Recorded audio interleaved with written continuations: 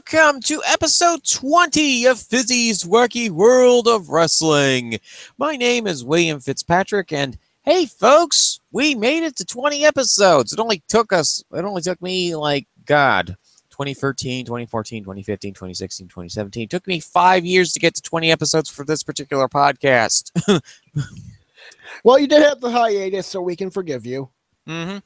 Yep, and this is also the 13th episode of this edition of the Revival podcast of Wacky World of Wrestling with my co-host, Sal Cusmano. Hey, everybody. Happy Lucky 13. Yep. Oh, and it's on a Friday. Friday the 13th. All hail. Yep, Friday the 13th, one of my favorite days in the year. You know, it's always been a good day for me when it comes to doing things and whatnot. I mean, everybody else says that this Friday the 13th is bad luck, but for me, it's nothing but good luck. Well, that's because it's bad luck because Jason's coming around trying to get you with a machete. That's always a bad day. Mm-hmm. Oh, him. Yeah, but, but classic horror movies aside, we have some wrestling to talk about. Yes, we are going to now try to arise the Battalion for Battleground. Yes. And by Rise the Battalion, I feel like it would be an apt analogy for trying to get me to care about this show because, good Lord, I don't. Folks, as I said in the preview of the post here, this is going to be a very interesting show because we have two vastly different opinions about Battleground. There are 8 matches on this particular show, and spoilers, folks, I kind of like most of the matches on this card. Yep. And more spoilers, I kind of don't care about any of them, except for one. There is one I like. Mm-hmm. So, of the 8 matches on this card, first and foremost, we have what I call the Things and Stuff special. Aiden English versus KM Tierney's favorite wrestler, Ty Dillinger. Yeah. I said this to you right before we started. The pre-show matches, as we know how they work, these are usually the matches WWE puts on YouTube to get people who aren't subscribed to the network to maybe sign up and get them to see this pay-per-view and sign up for at least a month. This is the match you're trying to sell us on. This right here. Aiden English versus Ty Dillinger. 2 guys who have barely appeared at all on the build-up. And look, I know, they're not going to give some great match away for free every time, but last time they had Tozawa versus Neville for the Cruiserweight title. In a match a lot of us actually cared about. Or at least I cared about, but, it just seemed better. There was more effort put into it. This one, I'm not really getting the same feeling. And, I like Aiden English, actually. I think he's a decent guy. Don't care for Ty Dillinger at all. Him and his 10 chance can go away. Or at least a 10 chance. If Ty's at least a decent wrestler who can do things and make people look good. But I swear to God, his 10 chance need to go away. They annoy me. Mm-hmm. So I really don't care about this match. I mean, I'm happy for everyone who will like this match, who will enjoy it. Me, personally, it's bad. Jesus, Maggle. 10 stars if it was in the dome. Come on. Even Dave wouldn't be that bad. Yes, Maggle, I think that you might be underestimating Crazy Dave Meltzer. While he is insane and he is a person who I would consider as a hermit under a pile of papers in California, he's not that mad. Yeah. He's no Jim Cornette mad. Nah. Did you see that fight they got into yesterday? Oh, yes, I did see that fight that old cornhead decided to get into with Kenny Omega. Dear Jesus, both of these individuals, they kind of need some help. I mean, here's the problem. Continue. I was going to say, I'd say Jim Cornette really needs more help. I mean, it's one thing if you don't like Kenny Omega's wrestling, and, when we talk about the G1, which spoilers, we will be talking about the G1 a bit. Only the first 2 days because I haven't seen day 3 yet. Mm-hmm. But, even if you don't like his wrestling, comparing someone like that to Hitler? Yes, that is a bridge too far. Yeah, I mean, there's literally a rule called Godwin's Law, which if you compare someone to Hitler on the internet, you lose the argument. And now there are exceptions to the rule, such as the Mussolini corollary, which states, if they're actually, like Hitler, then you can then you could compare them to it. But you know, this is the thing we need to be aware of, Jim. There's such a thing as being way overly hyperbolic and being insensitive to people who, you know, suffered through Hitler's reign. I mean, there's like, I'm not saying you even have to like Kenny Omega's wrestling. I know a lot of people who don't. I mean, Vidance isn't the biggest fan of Omega and his overselling or lack of selling, you know? So we're not saying you need to like his wrestling, Jim. What we're saying is you need to like pull back and, you know, not be a massive asshole. But it's in his nature. He's from Louisville, Kentucky. And he's the biggest damn carny. Oh, of course he is. But that is, again, it is in his nature. Yeah. It is in his nature to be that way. It's the industry has molded a bright, impressionable young photographer into this angry malice of age and decrepitness. Yes, he's a surly, cantankerous bastard. And not in a fun way like Minoru Suzuki, who we'll talk about later. I have high praise for the man. Or Stan Hansen. Those are like surly, cantankerous bastards who I like. Especially Stan Hansen, who in real life is like this sweet old grandpa. Yeah. So, you know. But yes, Jim Cornette. I wonder who's a more surly, cantankerous bastard, him or Ole Anderson? I would probably say Ole. Ole would probably do it more. Also, I think we need to also add Bill Watts to the list. Oh, God, yes. Those... I kind of wanted this perverse table of three with Bill Watts, Ole Anderson, and Jim Cornette. Well, that actually will sell because there are people who actually want to listen to these three because it's classic, it's old school style wrestling. And look, I get it. I understand that if you like that style of wrestling, good for you. But at the same time, please pay attention to the people who are actually spouting these opinions because, you know, they will lead you down the path that you don't want to go down. Yeah, I think it was teammate Burner who put it best yesterday in the Daily. There's no point in supporting Jim Cornette because sooner or later he'll make you feel like an idiot for it. Well, you know, the thing is that if I am Kenny and the Bucks, I also need to start feeling a bit of responsibility for setting these individuals off. You know you're going to set these individuals off with your Rule of Cool style wrestling. And the thing is that I think Jim, in his own twisted sense, was trying to help Kenny Omega by making him a more serious wrestler. Oh, well, yeah, sure. I think Jim, deep down in his decrepit, shriveled up heart of hearts, thinks he's helping. I mean, I guess I just feel like the thing is, like, if that's the style Kenny and the Bucks, you know, like to wrestle, then I feel like I can't tell them not to wrestle that style. I would just not watch it. I feel like that's the biggest issue here. You know, it's like Jim Cornette continually goes out of his way to watch matches and do things he doesn't like. I mean, like, if it's one thing if Kenny Omega and the Bucks are constantly tweeting at him with shit, that's just egging him on. But if Jim himself is going out of his way to watch their matches that he knows he won't like, you know, to watch people he himself has issues with, I can't blame them for that. I have to put the blame on Jim. You're doing this to yourself. Sure. Here's the thing, though. People in Jim's circle are pointing out these matches. And the match in question was the DDT Pro match that Kenny Omega had with a 8-year-old girl. Okay, I will never forget. Like, I get wanting to make wrestling more realistic, not against an 8-year-old girl. No, nah. And in the case here is that the reason that why Jim went after him for wanting to be serious was because of that aforementioned match. Because Kenny used to do all these silly comedy matches down in DDT Pro. And then he went up against Minoru Suzuki, which we'll get to later. Yeah. Yeah. But, you know, I just feel like, you know, like, it isn't Kenny or the Bucks' fault in this. Like, sure, but at the same time, if you know that you're going out there and that you're going against individuals who may or may not be in the right of mind because of either physical, mental, or medication that they are taking, be a little bit more cautious.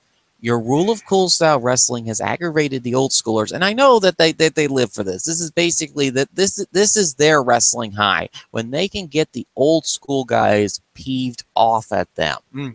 I don't even think it's that half the time. I think it's just this is the way they're best at wrestling. And I know there's a lot of people who like it and they're trying to cater to that demographic. Sure, sure. But at the same time, I feel as if I don't really like either side in this situation. I don't like Jim for comparing Kenny to Hitler because, spoilers, folks, for those who have not seen the past 51 podcasts that I have done, I have mentioned on several of them that I'm Romanian Jewish. Yeah, you know, we can kind of see why that would offend you. I am very offended by Jim's little comments because here's the thing. I lost relatives in WW2 to the concentration camps. Oh my. See, I didn't know that. Yes, yes, they got boarded up onto trains, got taken to a concentration camps, and got baked into pies. An entire village of Romania was basically wiped off the face of the earth, except for the gosh dang church, which had most of its archived documentation, which, by the way, most of it was from, I believe, 4 AD. Yeah. 4 AD, yes. Most of their archived genealogy information was taken out of the church by the dang Nazis. Yeah. Like, seriously.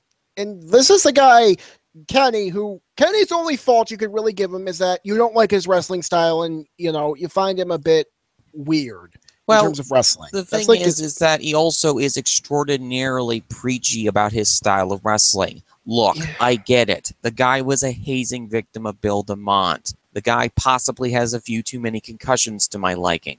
But at the same time, he also goes out of his way to actively aggravate these individuals. It's one individual with issues aggravating another individual with issues.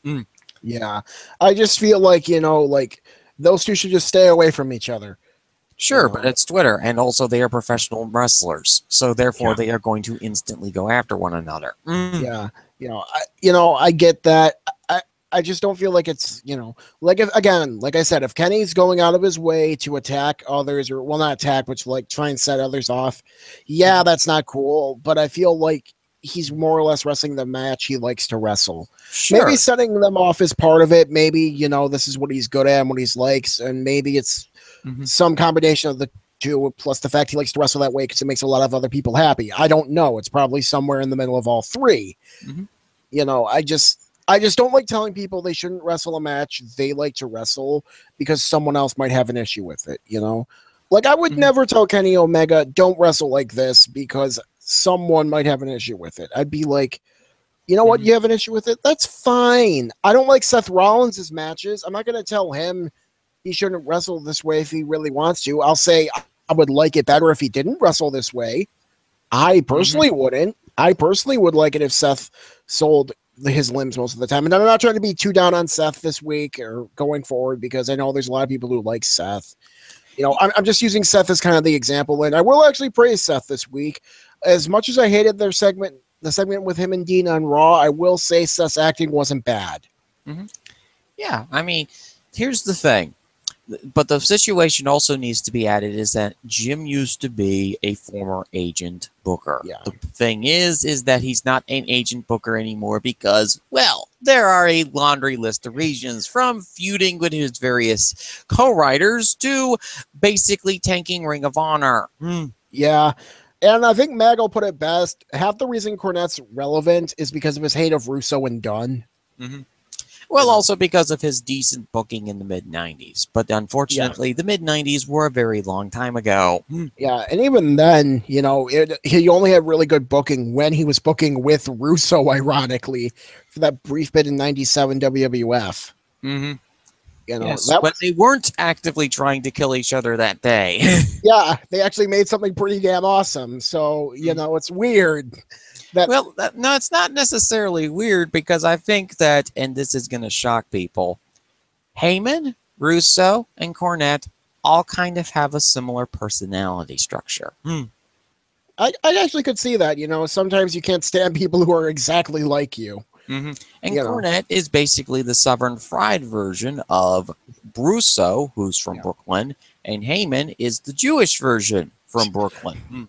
Yeah, so, I mean, like, They I all want to be the biggest voice in the room, and they can't share a room with each other because of the fact that they all want to be the biggest voice heard in the room. That their egos are so gosh dang fragile that they can't let somebody be. They can't have themselves be second best. yeah, of course. But that's what it is, and hopefully Jim apologized for what he said, because good lord, man. Mhm. If he hasn't, seriously, dude, just please say Please something. go back to your therapist, Jim, and they will Yeah. tell you exactly why this wasn't a good idea. And like, here's the thing: I'm always cautious with these individuals because I know that they're on 50,000 pounds of medication, and you know, Yeah. I mean, Jim has gotten issues with his limbs. If he's on any circulatory medication, it's probably affecting him at some points, and also he's had heart issues. Yeah. So, there's all of that, but back to Battleground. Not Yep. looking forward to the pre-show match. So yeah, we had a very interesting side discussion there about Omega, Cornette, and all this other stuff that was going on, and we also talked about the pre-show match, which Aiden English will probably have a decent match with Ty Dillinger. Yeah, it'll probably be a match I don't care about. Mm-hmm. I just hope there's less than like 2 spots where the crowd chants 10. Mm-hmm. Hopefully 0, but there's going to be at least 1, because of course there is. Just keep it to like 1, please. So let's see here. I'm assuming that this match is probably going to be the opener. If not, then it will probably be somewhere midway on the card. We have Sami Zayn versus Mike Kanellis. Yep. Sammy. I actually feel bad for Sammy. I've not always been the kindest to him. I think, his geeky stick gets a little too geeky for my taste. That's just me, though. That being said, he's still a very good professional wrestler in ring. And he has to carry out useless Lump Clay and Mike Kanellis to a serviceable match. Sure, but he has the assistance of one Maria Kanellis to help him with the carrying. Yep, because Maria Kanellis is good. Sadly, she hasn't been getting much reaction lately, from what I've heard. Spoiler alerts, I didn't watch SmackDown this past Tuesday. I watched the first 20 minutes, saw a long-ass Jinder Mahal promo, and a long-ass Randy Orton promo, and I said, no, I'm out. Seriously, 20 minutes that promo went, Fizzy.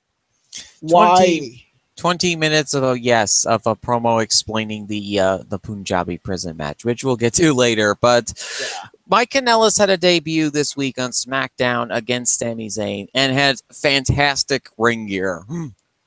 I haven't seen this. I'll probably find a clip or something later. I honestly could not be asked to care about SmackDown this week. I didn't even watch the YouTube clips. That's how bad I found it, or how boring I found it. Where I honestly thought it was a decent show that that brought things together for Battleground, and did the last minute presentation on that particular show. Yeah, I mean, hopefully it was. I'll take your word for it. I was bored with it. I'd been up really early that morning anyway, watching some of the G1, and then and what I did instead of watching SmackDown, I was watching. You ever see that old show Face Off on Sci-Fi? Yeah, I've seen that show before, but it's not very interesting to me. But that's because I typically tend to watch shows like Forge and Fire and Chop. Oh, I love Forge and Fire. I binge watched the hell out of that the other week while I was on vacation. But but I was watching Face Off, which for those who don't watch that, it's a show on Sci-Fi that does like movie makeup, like prosthetics and stuff. It's actually really cool. But that's because I'm really fun. Or that's because I really like horror movie style monsters, you say? Yeah. It's not always horror movie monsters, but But anyway, back to this. Sammy's gonna have to carry him. Maria's gonna have to carry him. Hopefully, they can carry him. I'm expecting this to be boring.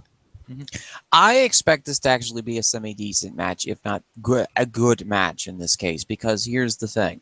Sami Zayn is a phenomenal worker. That is the one thing about him that I have constantly praised throughout my entire time. His work is incredibly good. When he's not blowing out his shoulder trying to make a fist pump entrance, Sami Zayn is an amazing worker. His character has needed a severe rebuild for a very long time now, and they're finally doing that with Sammy's character. He is not displaying the usual traits of his obnoxiousness or being what I would consider the heel in the situation. He is very clearly being presented in the face in this situation and is facing against the loving couple that is the Canellises. Yes, the evil loving couple. Well, here's the thing about that, though. Maria's arc is now coming back full circle into WWE. After finding herself in Ring of Honor and becoming the evil power broker of the kingdom, she became the queen of her castle, leading an army of goons to try and take over Ring of Honor. Then she tried to do the same thing in TNA, which gets invaded about approximately 75% of the time. For whatever reason, this time they're not being invaded. Yeah, it's one of the... See, with TNA, you have to think of it like this. It's an every other year kind of thing. One year they're always being invaded, the next year they're not. Yeah, so, like, there's always a rotating cycle of invaded and not invaded, this invaded, you know.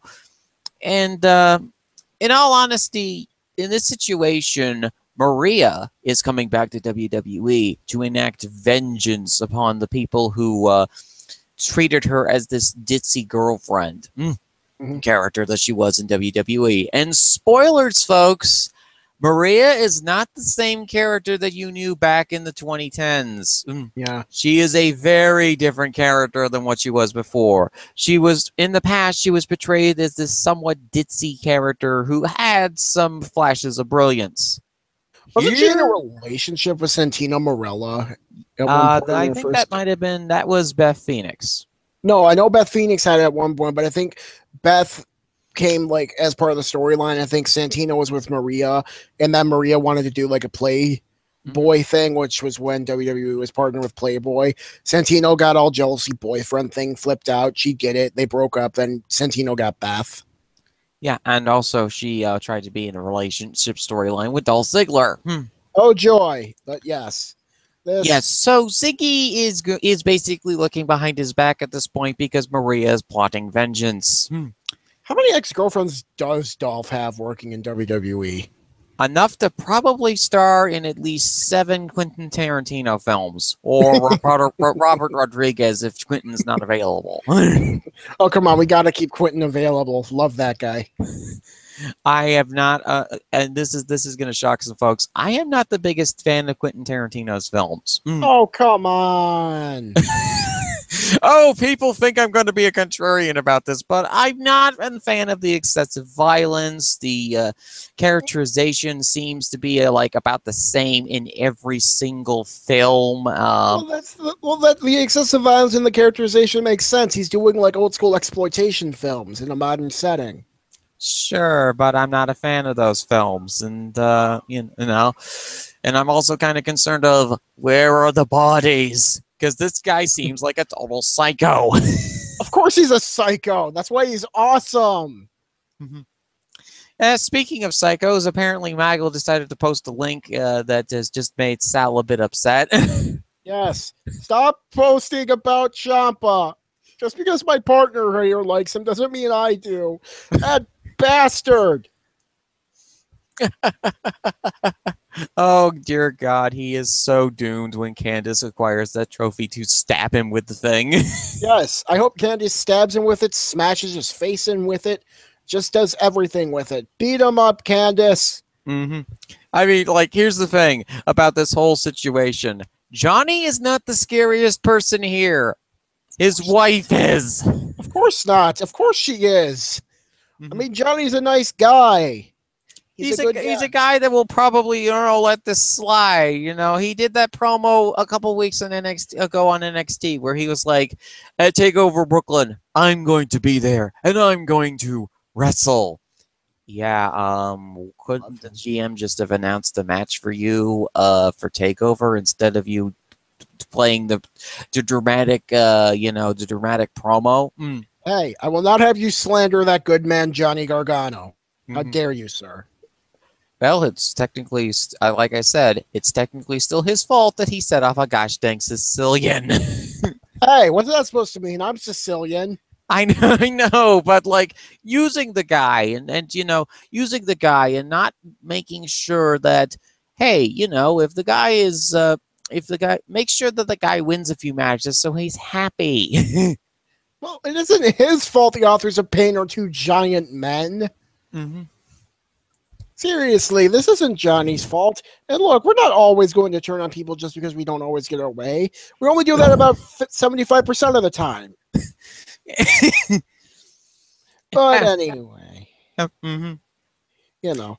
Yeah. So we have Maria, who is clearly the power behind the throne in this situation, who is now starting to use her usual devious plots. And considering that SmackDown is currently ripe for the taking, that we might be seeing Maria start to edge her influence closer and closer as this run continues. Her first obstacle, of course, is Sami Zayn. And oh, Sammy, you picked the fight with the wrong monster once again. Yeah. He always does that, doesn't he? First it was Baron Corbin. Now it's Maria. Well, Baron Corbin, Braun Strowman, and also tried to pick a fight with Brock Lesnar. Oh, Sammy. Sammy. I don't know whether you're brave or foolish. Probably both. Probably more foolish than brave, too, but still. Yeah. Oh, yes, and we can't forget the time that he tried to insult Samoa Joe while Samoa Joe was still in the arena. Yeah. Sammy. When will you learn that these big men will hurt you? Yes. But anyway, so that's Sammy versus Maria, or Mike. Honestly, it's more apt to say Sammy versus Maria, considering Mike is just a lump of clay being used by Maria. Well, that Mike is her goon. Yeah. Her loving, devoted goon. Yes, he is Goon 1. And, like you said, there are places for Goon 1. Usually next to Goon 2 in a tag team that acts as like the muscle for a main eventer. You don't usually just have Goon 1 off on his own being managed by Awesome Person A. Mm-hmm. But that actually also is how it worked back in the territory days, where you had Awesome Person A, which is usually the manager, carrying the lump of clay that is the guy that actually wrestles in the matches. Yeah, I just feel like at least back then, some of those guys, like at least when the manager was managing them, they had another client that was actually like a superstar. Sure, but that was that was because they only had a few managers to go with, and they needed all of the help that they could get to get a person over. Yeah, but that's just me. I'm not sold on Mike. Maria's awesome. Sammy can go in ring. Hopefully this will be decent. It probably will be decent. Probably nothing special though. Yep. After this, we have Shinsuke Nakamura versus Baron Corbin. Please end him quickly, Shinsuke. Just knee him in the face. 1, 2, 3, done. Please. I'm sick of this Baron Corbin feud already. I'm sick of Baron Corbin, really. Oh, what issues do you have with our hero? Our hero, Baron Corbin, yes. He's just not blowing me away. I feel like they're pushing him too hard for his skill level, which is actually a running problem with SmackDown lately. I just feel like Baron Corbin, he's a decent mid-carder. I don't really see him as Mr. Money in the Bank, this guy who could essentially challenge for the world title. I feel like he'll be like the new Jack Swagger.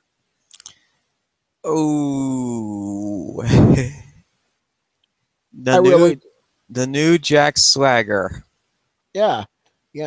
Jack Swagger went up and challenged for the world title once. People soon found out, hey, this guy isn't very good. Quickly went back down to the mid card where he belonged. This is where I see Baron Corbin. Well, here's the situation right now. SmackDown needs to use all of the available talent that they have at this point, and Baron Corbin is one of the guys that is actually kind of in the top 5 right now as far as the most talented performers. I know that a lot of people have soured on Baron Corbin recently because, I don't know, they wanted AJ Styles versus Nakamura. I'm like, okay, that is a match that has happened about a dozen times before in New Japan. I'm not really particularly interested in seeing that. Yeah, but it's I never happened in WWE. Shinsuke and AJ are two of the best in the world, and they're going to do it anyway just for the US title. That seems to be the direction. Sure. So what we have here is we have a situation where Corbin is probably going to lose via count, where Corbin is going to lose via count out or provide a DQ finish. Or they'll have Nakamura pin the Money in the Bank champion because that's what they do. Mm-hmm. And I wouldn't be against that because, it's Corbin and it's Nakamura. Nakamura should be going over. Sure, but at the same time, Nakamura's got to do something about those crowd reactions that he started having. Once people got past the shiny entrance and the violin noises, Nakamura's matches have been okay on the main roster. But it's very much New Japan 80% go in the ring at this point. Yeah. I don't feel like the opponents have really been like, yes, I know that's an issue with Nakamura. He kind of half does it on a normal show. That's always been an issue with Nakamura, and I feel like that's fair. I just feel like they're not really helping him out much with considering the amount of talent his opponents have had. I mean, who has he really feuded with? Baron? Yeah, well, Baron was the one feud right now. I mean, Baron and Dolph, and that Dolph match went way too long. Did not make him at all. And this Baron feud, Baron isn't talented enough. I just don't feel, I mean, some of it is on Shinsuke. I'll be fair and say some of it, yes, is on Shinsuke. He should be putting more work in on a regular dude, or I mean, on a regular basis. I just feel like they're not helping him here. I feel as though at this point that they really don't know what to do at this particular point in time. They're basically just letting Shinsuke do Shinsuke things, but Baron Corbin is a guy that I've been very high on for the last year and a half now, and I feel as though that he is progressing along rather nicely. I know that there are a lot of people who are having issues with, like I said, his ring style and all the other things. But right now, you need to use what you have. And Baron Corbin is a guy that you could potentially put into the world title program right now. Yeah, I just feel like it would have been better to put Shinsuke or AJ, two guys who have actually gotten better. Shinsuke has gotten some better reactions. He's a far more talented worker. I feel like you put him in the main event and he'll be more motivated. Or AJ, who, well, he's AJ Styles, still one of the best wrestlers in the world at age 40. Sure, but what I feel is right now is that they might be positioning AJ to have another world championship run if things go south. What will happen is that Nakamura then gets the United States Championship because it is way too soon to give Nakamura the world title at this point. He's only been on the main roster for a few months now, and I think at this point it would be wise to use your resources effectively. At this point, what I'm looking forward to is potentially Jinder Corbin. The Jinder Corbin feud, which I think will be actually pretty good. No, oh man, I don't see anything good in that. Jinder is already challenged in ring.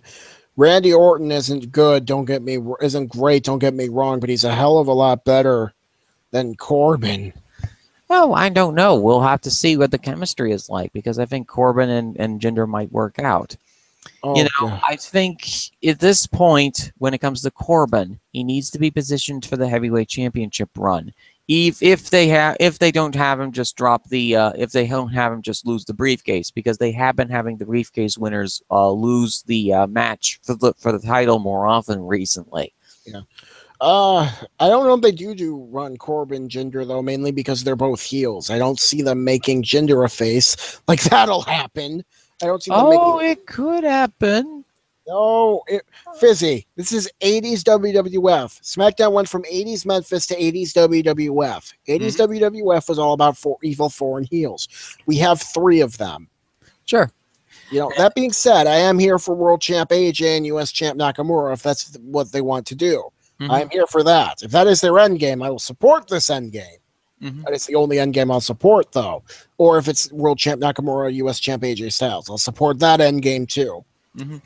I mean, it seems that though that they're very high on Nakamura and they're very high on Corbin, and this is a showcase match for both of these individuals. I expect it to do actually fairly decent, and I am a little bit higher on this match than a lot of other folks, Yeah.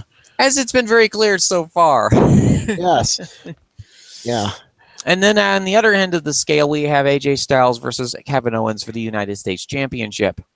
Welcome to Evil Foreign Hero numero uno on this road tour of Evil Foreign Heels. From Canada. Well, Yep. technically French Canada, but still Yeah. Canada. The evilest of all nations right above us. Mm-hmm. You know, but yes. Evil Foreign Hero Kevin Owens against AJ Styles. I hope AJ Styles wins quickly. Mhm. I've seen this match already. You know, Kevin Owens is again one of those guys like Shinsuke Nakamura and Brock Lesnar, where if they care, they can have some really good matches. The problem is they don't care half the time. Mhm. Or I think in Owens' cases, I think he does care, but he's kind of in a bad position right now. Yeah, I'm just not looking forward to this match. I've seen it before. You know, the build hasn't been good for it. I just don't care. You know, which is surprising because the first time I was really looking forward to this match. I thought it would be really good. It Mhm. wasn't. It wasn't bad. It was actually pretty good. They have such all the enjoyment to have looking forward to this out. Well, yeah, I mean, because what your enjoyment of professional wrestling is the excitement of it, and that's how you process professional wrestling. And Owens just has a habit of not bringing the joy and happiness into these feuds. Yeah. Yeah, I mean, I love some of his other runs when he actually did. I mean, his stuff with Jericho was good. Mm-hmm. Why am I on the list? Boom. Yes, that was actually a great moment. Mm-hmm. But this, it just feels heartless, soulless, I mean, AJ Styles as US champ, I love. I want him to bring back the AJ Styles US Open champion. Oh, he is bringing back the challenge. Yes, that will be good. That will make some stories. I'm fine with that. I just want this feud to get over quickly so we can move on to bigger and better things. I mean, the thing is right now is that while AJ is having one of the better runs of his wrestling career as far as in-ring work. He is one of those guys that is having a absolute renaissance after years and years of slogging in the Donner Party of professional wrestling. Kevin Owens is a mystery to me at this point because he has moments where he's very good. He also has moments where he struggles massively. And it seems as though that his stats were overinflated or overvalued when he was doing those segments on Talking Smack. And yes, we will get to the elephant in the room eventually about that. Yeah. I agree with that. I feel like Owens is a great speaker. Mm-hmm. He really is, and I feel like he really can go in ring. Mm-hmm. Something's not clicking with me lately, and I don't know what it is. And I mean, here's the thing. Didn't people like the very first week of this gimmick change? I'm kind of shocked by the whiplash towards Kevin's gimmick because people said, "Oh, well, he's making himself the face of America. Oh, that's a fantastic gimmick for him." Why have people suddenly turned on this gimmick harder than anything else? I think it's because so many other people started doing the evil foreign heel gimmick all at once, and it got a little overbearing, and it's just like, it's just 3 people on SmackDown who are doing foreign heel gimmicks. Yeah, but they're all in the upper mid card. That's the problem. Mid to upper card. You have Jinder, you have Rusev, and you have Owens all doing the same gimmick, and those are 3 guys who are essentially all on like the back end of a card. All within the space of like 3 to 5 matches. Sure, but there's also enough to differentiate the 3 of them so that their gimmicks are not the same. Rusev is the Bulgarian Brute, a man who is trying to recover his legacy after being thwarted and defeated many different times. Owens is basically doing the foreign heel gimmick ironically because of the fact that he's from Canada. Jinder is the prideful man from India who did so much training that he has become a literal Super Saiyan. Yeah, I just feel like, you know, it would be one thing if that was the only one. Yes, there's some stuff that makes them different, but at the end of the day, it still all boils down to evil, foreign, heel. Yeah. And a lot of people are sick of it. And I feel like, you know, it's just that something happened along the way where it's no longer clicking. It isn't clicking for me either, and I don't know what it was. I did like it at first. It's because of the fact that the psychopath tendencies in Owens' character have been molded on the SmackDown side of things, whereas they were very clearly presented on the Talking Smack side of things, where he is the family man who will literally kill you and stuff your head and mount it on the wall of his fireplace. Yeah, I agree with that, because that's a far more interesting character. Some guy who like thinks what he's doing is right for his family, even though he's kind of full of shit and he knows it, but he's going to tell you that he's going to beat you up. Mm-hmm. You know, there's more mileage in that sort of like deranged, you know, I'm going to beat you up to provide for my family story. Mm-hmm. That's and I also can believe the proud Canadian prize fighter gimmick. I can understand why it would suddenly be turned slightly on the foreign wrestling heel side of things. If he's a prize fighter, then he is proud of his country. Yeah, I could see that. It's just, you know, one of those things where it's like, I don't need this. I want this one to end. I want Rusev to end. I want Jinder to end. I don't want any foreign heel gimmicks. I'm sick of them. Mm-hmm. So, okay, so let's get to Rusev Cena for the flag match next, since we're going for our foreign heel row. Yep. Waste of Cena.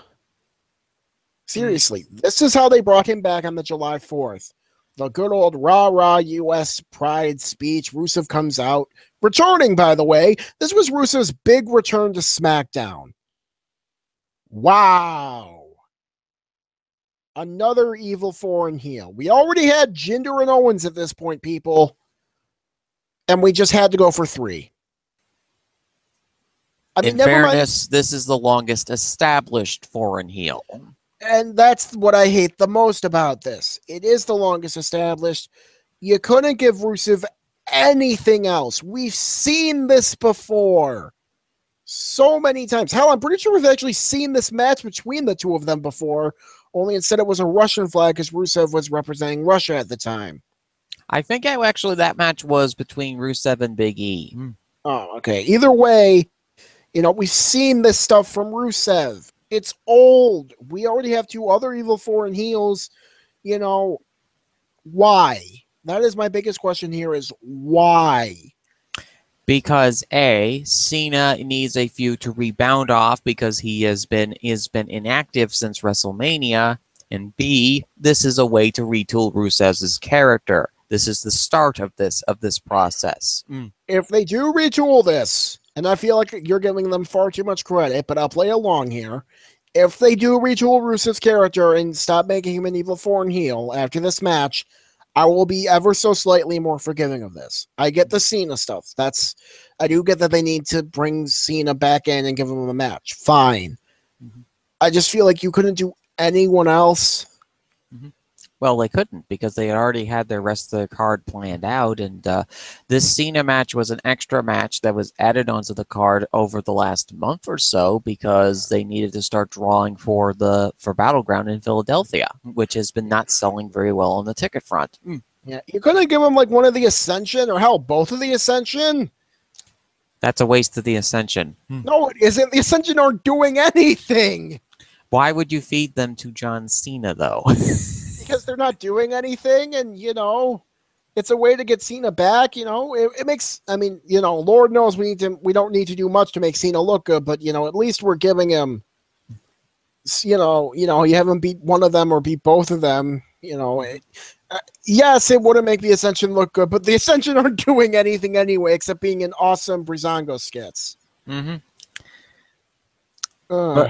But yeah, I think, but you use Rusev in this situation because, one, I think that they are going to do a retool of Rusev's character at this point because they've been meaning to do a retool with Rusev for ages now, but because of his injuries and because of the fact that they didn't want to do another match with, because there's always a worse option. You want to know what feud that they were positioning Rusev for before this? Gender? Recall beforehand, Money in the Bank? Gender? No, worse. What? Rusev versus Shane. Oh. Yeah, that's not good either. He would still be an evil foreign heel, right?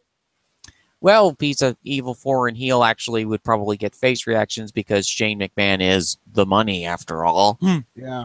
That would be And worse. But then again, this isn't very much better. It's only slightly better. Mhm. And that's only because it doesn't involve a freaking authority figure.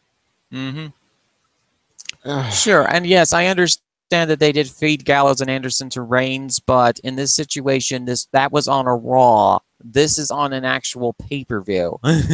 Yeah, but the Ascension aren't doing anything anyway, and we have heel tag champs. They can rebuild them later. You know, just wait a few months and then do something with them. It at least gives them something to do. I don't know. I'm just not looking forward to this. I feel like it's a waste of a match. I feel like it's actually going to be a lot better than people expect it to be. Rusev already has an advantage here because he's won his last flag match. I believe that was the stipulation. He actually won that particular match. Admittedly, there was a lot of dirty heel tactics involved, but at the same time, a win is a win.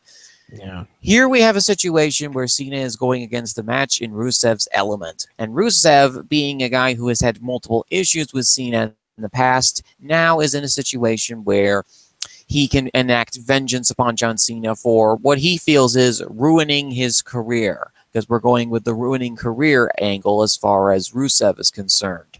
What we're going to see is that if Rusev loses this match, which I believe he will, we will now then see, as I've said, a retool of Rusev's character, because they're already doing a retool with Lana. Might as well do it for Rusev as well.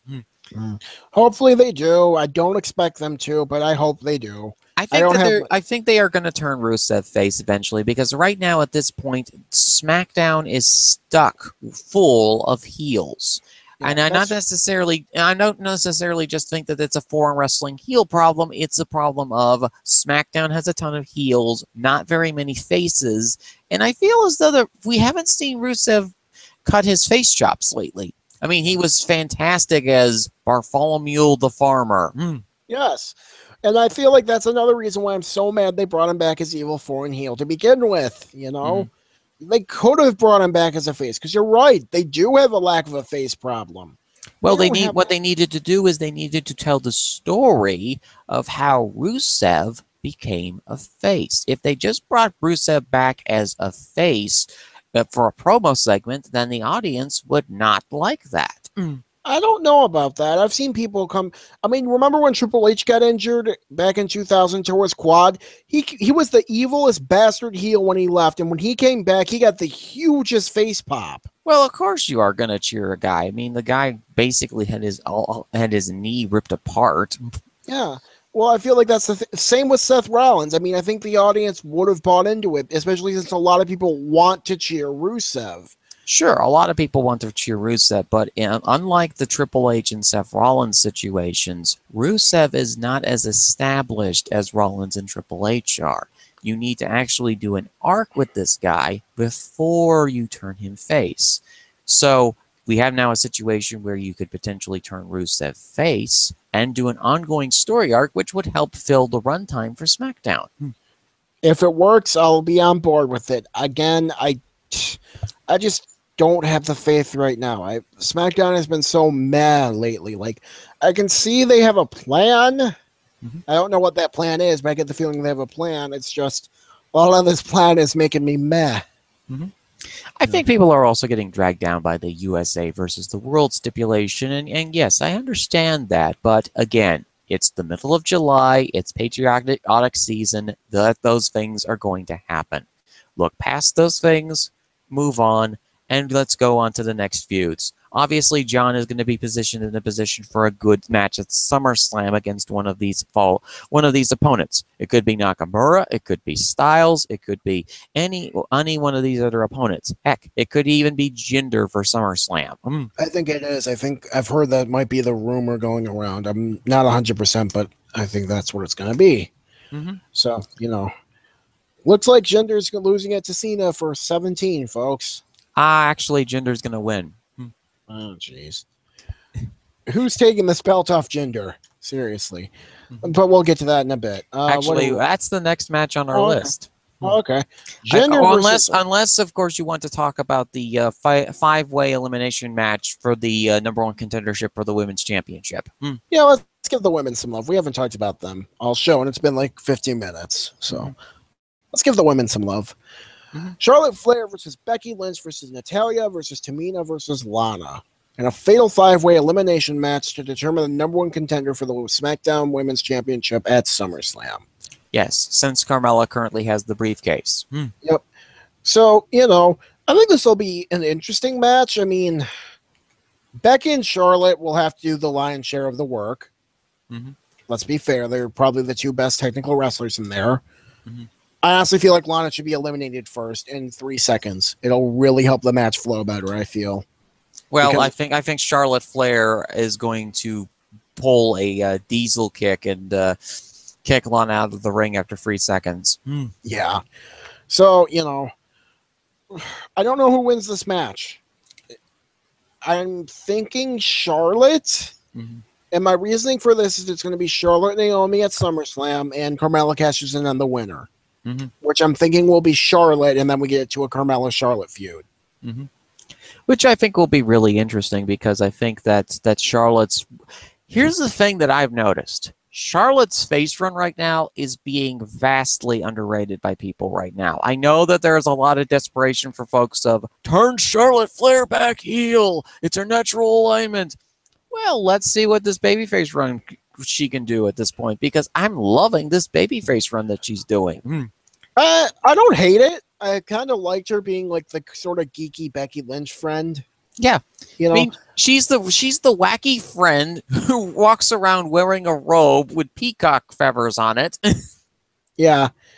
So I mean, it's not bad. I mean, I feel like Naomi's doing better work. Yeah, Naomi has been she's basically become like a Mortal Kombat champion. Where she's like sitting on her glow throne and saying, who is next? Yeah, and I honestly get the feeling that they're going to push it to the side, where it's like, here, you've had your run, okay, bye, even though she's probably doing some of the best work out of anyone on the roster.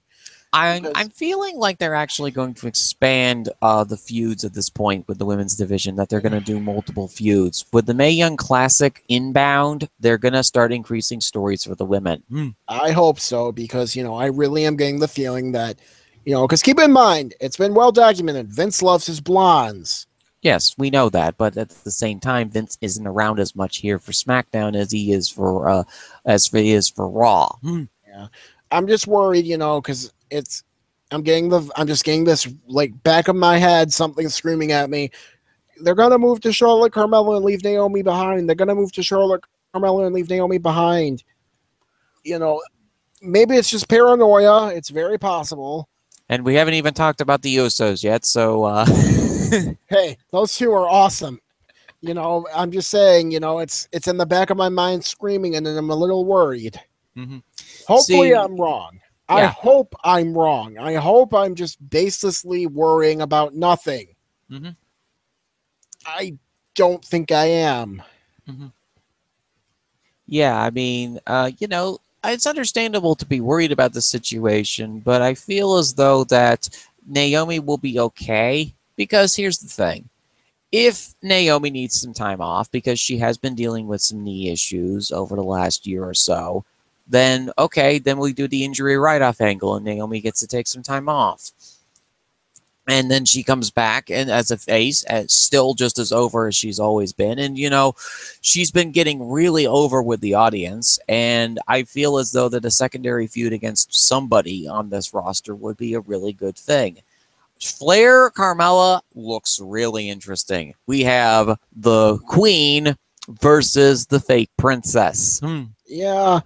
I mean, I like Carmella. Not Carmella. I don't hate Carmella, but I really don't like Carmella. I'm just meh. She is doing some of the best promos of her career, and she's really, really getting some heat now. Yeah. It's just, I find Naomi far more engaging, far better than any of them, and I want her in the top feud. I wouldn't mind a Carmella Charlotte, secondary feud. I think that would honestly be better and have Naomi as top face, but the thing is right now is that they're working things as a so-called heel territory, which I think is completely silly at this point, because you need balance when it comes to your wrestling promotion. You can have moments where you have a top heel territory. You can have moments where it's a top face territory, but you need to have a mix of both in order for your promotion to succeed. Yeah, I do agree with that. But I agree that you do need a balance, but yes, they have been a total top heel territory for so long. And I feel that's the biggest issue. It's like, I look up and down this card and I'm like, I'm not really feeling many people on this card, Like, looking at everyone on here, you know who I'm interested the most in? The New Day versus the Usos. Yeah. You know who I'm not interested? Randy Orton, Jinder Mahal, John Cena, Rusev. I'm not really interested in Natalya, Tamina, or Lana. I'm far more interested in Naomi than Charlotte. I like Becky, but she's not been doing much. I'm interested in Shinsuke, but they've sort of botched his rollout. I like AJ, and I don't really care about Sammy at all. I mean, I'm just not connecting to much of anyone. I'm like connecting to maybe a third of the people on this card. That isn't a good card to sell me. Yes, and it's completely understandable. It's a part of a problem. Part of the issue is with the writing, and part of the issue is with the performers not being able to connect with the audience because of either the lousy writing or just, that they're just going to go through the motions. Yeah. And when it comes to this Fatal 5-Way match, Charlotte is my pick as well, but that's because of the fact that I've really enjoyed her babyface run thus far. Cue constant screaming from the people who want her to be a heel. Yeah. Then we have a person who probably should be a heel in Becky Lynch. Now, you were talking about secondary feuds. I just thought of a good one. Naomi versus Becky Lynch. I wouldn't be against that, but like you said, we have a heel problem. We have too many heels, I think that what they're going to do at some point is they're going to turn Natalya face to balance it out. God. No. I have an issue with that mainly because Becky's a far better face than Natalya. But you don't have to have her do any promos. You just have to have her be basically crazy cat lady, which she is already doing.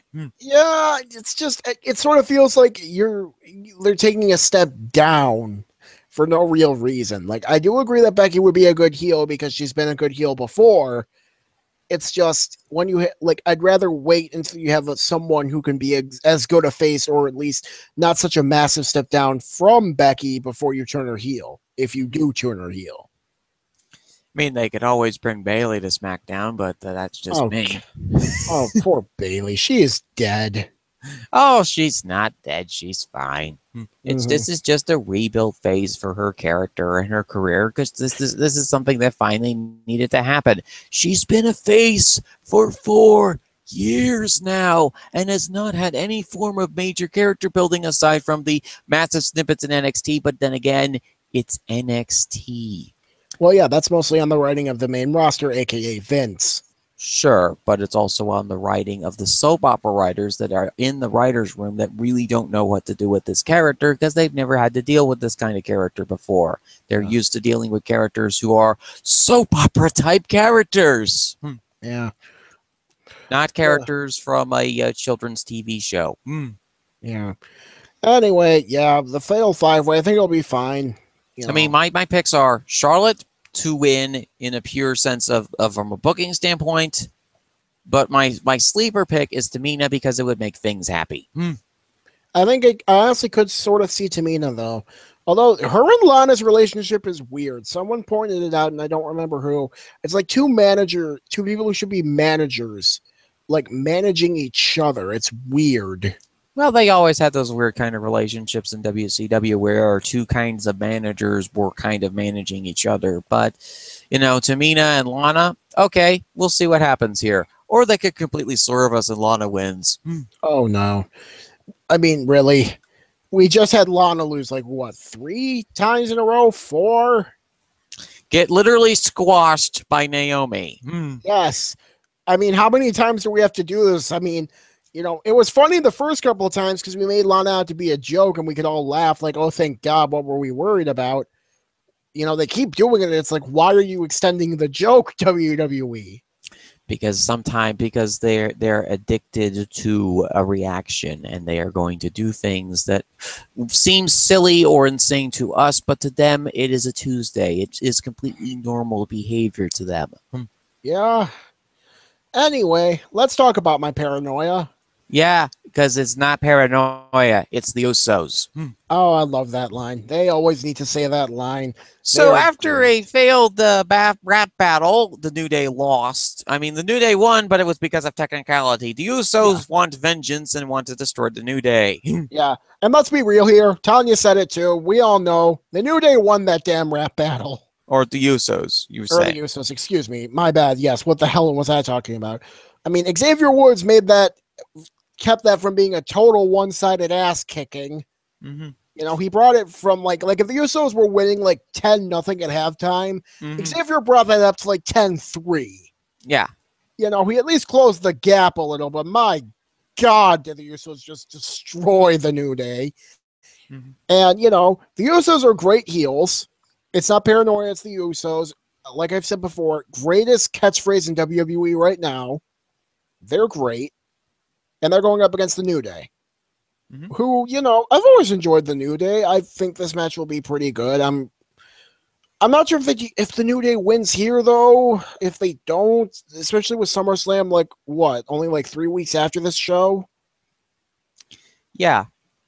I mean, like, that's the weird thing about the show. Like, could you really have the New Day lose again before SummerSlam and then get another rematch at SummerSlam, or would that be like too much of a hold off? Or are they going to do New Day wins the belts at Battleground, then they continue a tag team feud at SummerSlam where potentially then the Usos win back the belts via Dirty Tactics and then continue the feud off into the next pay-per-view? Yeah, I know. That's the weird thing. Like, I have no idea what they do, which I think is kind of nice that I have no idea. So, you know, I think it'll be a decent match. These two had a pretty good match the first time. I mean, the count-out finish kind of hurt it, but, you know,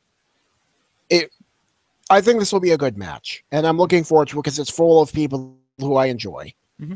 Yeah, I think that this match will be a very good match on the card and could be potentially the best match on this show. The Usos have completely revitalized themselves with this heel gimmick. Yes. Like, and the New Day are fitting into SmackDown extremely well. Yep. The SmackDown tag division is stacked, you know, and I won't always say everyone needs to have a heel turn. You know, I love Eddie to death, but that's his gimmick, and I don't want to steal it from him. You know, but I mean, the Usos turning heel was the best thing they ever did. So I'm happy with that. Well, yeah, because they needed a run. They needed a run after several years of basically being the happy-go-lucky baby faces. Yeah. And, you know, there's one more match that's probably happening that isn't announced yet. Well, announced as such. And that's the Fashion Police are going to find out who beheaded poor Tully. It's a cardboard horse. There's no way to behead the thing. They cut the head off it. It was beheaded, Fizzy. And they put its head in the box. What's in the box, man? What's in the box? Fun fact, that's like the second time in, like, what, 2 years WWE has referenced Seven? First time was with Kane and Seth and the statue, and now you had this one with the Fashion Police. So someone on the writing staff's a big fan of Seven. Yeah. You know, and I don't know what Seven is. I don't really care, but, you know. Classic, it's a 90s movie with Morgan Freeman, Kevin Spacey, and Brad Pitt, I want to say? Oh, that's why I probably haven't heard of it, because I don't normally watch those kind of suspense films. Yeah, it's actually a really good movie. But, you know.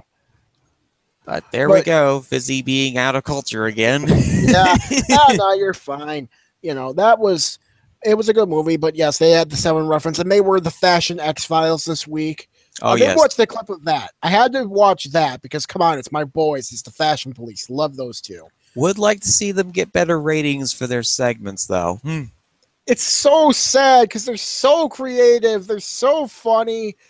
I mean, they're hilarious. They're the funniest thing WWE has done in years, and people don't like it for some reason, and I don't Be- know why. Because there's a couple problems with the segments. It doesn't really tie in very well with the actual show that they're on, SmackDown, and it doesn't really sell the pay-per-view very well, apart from just the whole crazy meta booking thing that they're doing. Again, it's diving into the meta stuff, which is something that I have discussed is not exactly a thing I'm a fan of. I'm okay with references. But when you start turning it meta is when I start having issues with it. Yeah. I don't know. I just really like them, and they're going to find out who did that to poor Tully. May he be avenged. And some people are speculating it's the Sanity because the note they got was written in both capital and lowercase letters, which seems like a stretch to me, especially since, and this is a spoiler, Sanity are challenging the Offers of Pain. Yes, thank you. For the belts at TakeOver Brooklyn. So, sorry, I did say spoilers.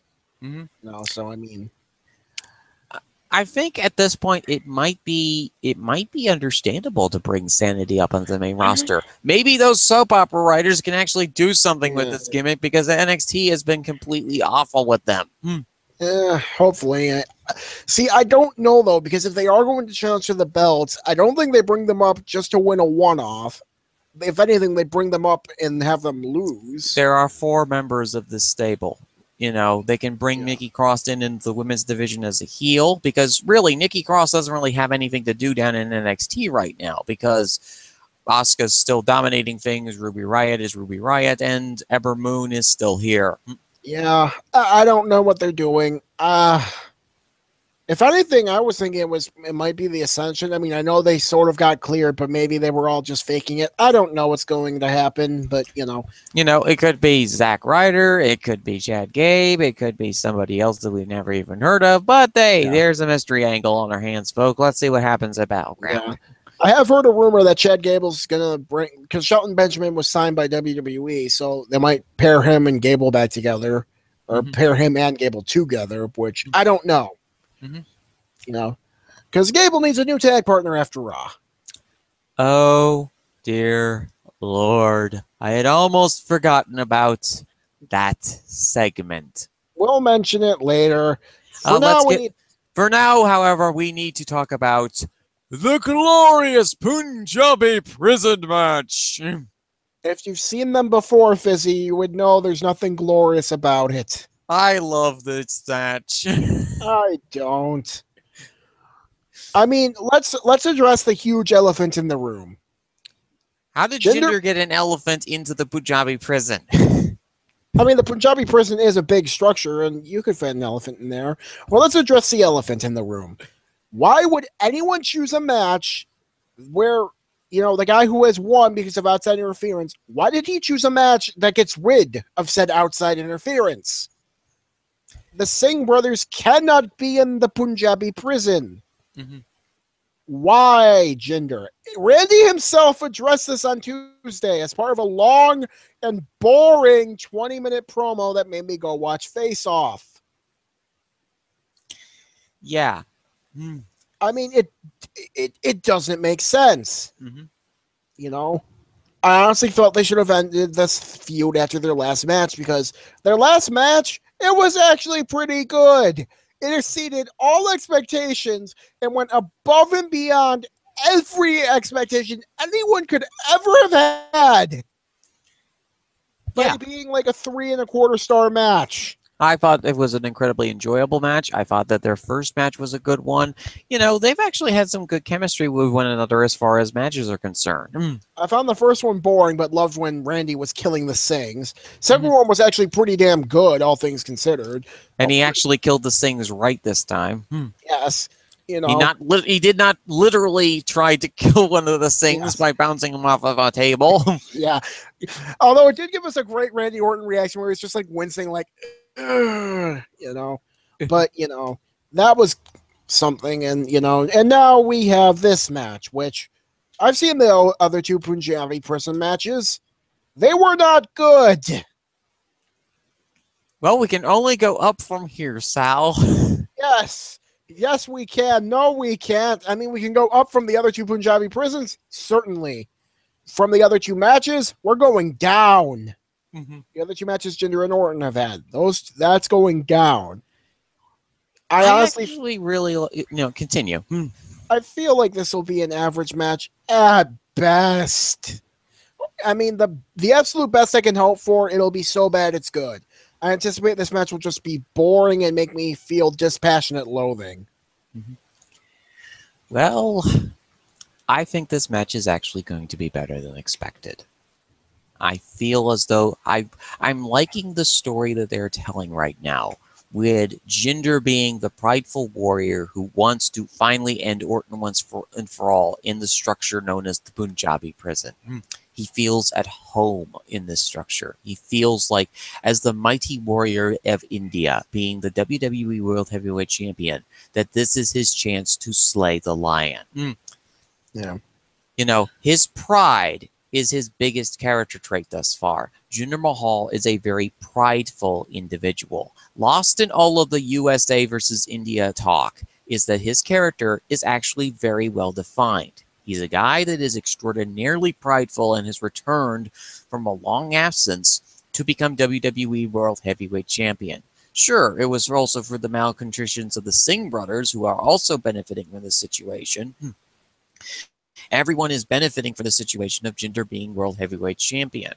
Meanwhile, you have Randy Orton, who's hearing voices in his head again, and they tell him to go into this Punjabi prison and try and slay Jinder. Jinder thinks he's going against the lion, when in actuality, he's going against the viper. And Randy has never been in this structure before, but I think he'll do well enough. This is right in Randy's wheelhouse. He loves 80s wrestling nonsense, and the Punjabi prison match is basically a perfect encapsulation of 80s wrestling nonsense. It will be a funny match with, of course, there's going to be interference from the Singh brothers. We all expect that. But the reason that the Singh brothers are being kept out is because, once again, Jinder is a very prideful person. He feels as though, through his 2 victories against Randy Orton, both of them being very heavily interference-laden, that Jinder can take out Randy. Yeah. I don't know. I mean, I guess that makes sense. I feel like you've actually thought this through. I don't think WWE has. That's my thing. I don't trust. Well, what they've done is that they've gone for their comfort food. They've gone for the USA versus the world feud once again. Whereas in this particular case, instead of moping about it and yelling at the top of my lungs about how this feud has been presented, I'm instead giving them an out. I'm giving them the ability to go, okay, well, we can change the story to go into this direction. I really do feel as though that once Jinder conquers his one American conquest, he has to go against the other American conquest in John Cena. Now, the thing is that I do not think that Cena is getting the belt at this point. He is 40 years old at this point, and I don't think that they want him breaking Ric Flair's record just yet. Or did he break Ric's record? He's tied. He's tied with Rick. They are going to have him break it, I'm sure. But I don't think... I'm not sure it's this, though, because they are really invested in a Jinder Mahal World Heavyweight title run. They need to stop being invested in a Jinder Mahal World Heavyweight title run. I'm enjoying this. I haven't. The matches have been average. He's in over his head. He's a mid-card talent being pushed to the top. That's my biggest issue here. And he isn't good enough. And I feel bad because he does try. He just isn't good enough. I understand that he isn't good enough in the ring to do it, but he's been pulling it off with the promos. He's been pulling it off with his characterization. I don't feel like he's been pulling it off with the promos, though.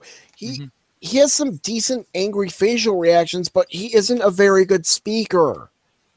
I mean, the Singh brothers are the best thing about his run. I love the Singh brothers and their matching colored shirts. Those two I like. Jinder, I feel, would be best placed at maybe the U.S. title level. But again, we run into the same problem of USA versus the world. Well, yes, I know we do, but still, at least it's a mid-card feud I can mostly skip. This is the main event.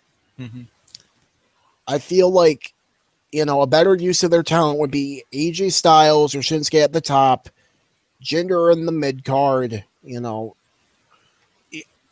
It just doesn't feel like Jinder is good enough. And this is all because they're expanding into India with the network. That is the sole reason for this, which I mean, I get wanting to make it a thing and then wanting to, hype up a guy from the network. The huge issue with it, though, is you're not probably going to be successful with that because, as others have pointed out, Punjab is one of many regions in India. You're trying to expand to a huge market with a bunch of different people by solely marketing to one specific subset. Why? Because that's what their market research told them. Yeah, because they're stupid and their market research is stupid. I mean, here's my thinking. If I'm going into a new area with 1.3 billion people, I am not limiting to myself to one specific geographical area. I am trying to target every single person in that area. Yep. They have cut themselves at the knees from the very beginning. Well, the thing is I also want to see the numbers of what WWE India is doing thus far before we make any further judgments on how exactly successful it's been so far. Yeah. Since the Jinder Mahal title run. And I do feel as though that Cena Mahal will do a lot of draws in India. Cena is actually fairly popular in India. Yeah, Cena himself is a draw there. I don't know if Jinder is. I've heard some people say he really isn't, and that people in India just tend to like, who the big stars are. People like Cena, people like Roman. Well, also the fact that Cena actually looks like a wrestler from India. Wrestling in India is very, very well known. It's very popular in there. And now they're also bringing in a lot of people into the performance center from the country as well as from China. Yeah. Although part of the reason for India's wrestling popularity is that it's free. Yeah. The stuff there, like on TV, and the pay-per-views themselves are free, which, again, you're trying to expand the network, which you have to pay money for the pay-per-views, into a place where they're used to getting your pay-per-views for free. I'm sure that they've got the pricing point worked out, that it's actually, that it's cheap. For their sake, I hope they do, because they've made some very bad decisions, I feel, in limiting their potential market, who they're targeting with targeting specifically Punjab, and by, going into an area where they get pay-per-views for free and expecting them to pay money. I mean, we've seen how people here react when you try and get people to pay for mods when mods have been free for video games for so long. Doesn't go down well. Sure. It doesn't go down well because of the established culture. I do think that it's a good idea to start with one province and then move on to several others, though. I think that that's a very gradual strategy that I think will work out in the long term. And as far as the... Oh, continue. I was going to say, if that was their plan from the start, but it seems like they're starting to expand into India all at once. If they were if they were trying to go into one geo-specific area of India and then expand out from there, then yes, that would be a good idea.